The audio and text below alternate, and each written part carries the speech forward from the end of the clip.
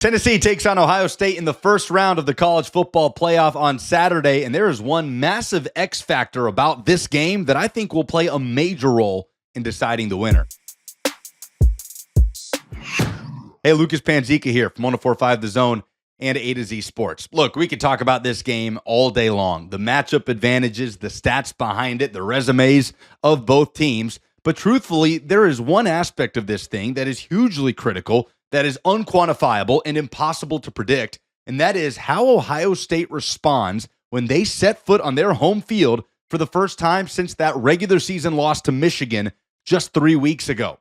There's no question Ohio State is one of the most talented teams in the country. They are a bona fide national championship contender on their day. Make no mistake. But the vibe around this program right now is an interesting one. Ohio State finishes the year 10-2, but we're expected to finish 11-1 as massive favorites against Michigan going into that regular season finale at home. They didn't. They lost 13-10, an embarrassing loss, the fourth straight loss to Michigan for head coach Ryan Day. And now the entire discussion around the Buckeyes going into the playoff is about the pressure that is on Ryan Day and his football team, not just to win in the first round of the playoff, but to win the national championship. Now, the big question here is how much does that pressure from the fan base in the outside world seep into the locker room and into the coaches' offices? That is not something that we are going to know until after the game gets going on Saturday. Does this permeate onto the field? Because Ohio State did not look like themselves in that regular season finale against Michigan. You could tell they felt the pressure of needing to end that losing streak. Does that extend into the college football playoff?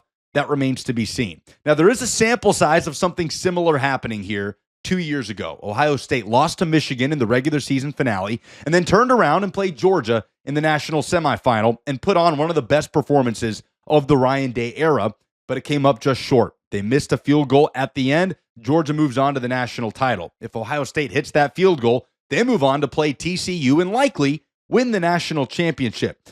But this year feels different for a couple of reasons. First of all, that Ohio State team did not know if they would be in the playoff when they were playing Michigan. They did end up getting into the 14 field, got a new lease on life, and went out and had a phenomenal performance. Also, the Michigan team Ohio State lost to in that 2022 season, far better than the Michigan team of 2024. That was a team that was also part of that 14 playoff.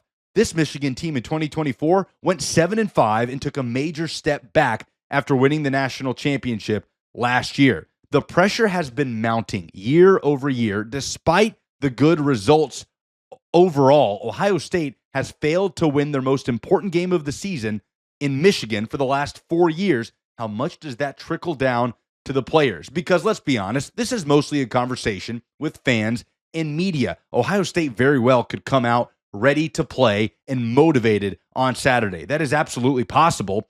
But in that case, what happens if they get off to a slow start?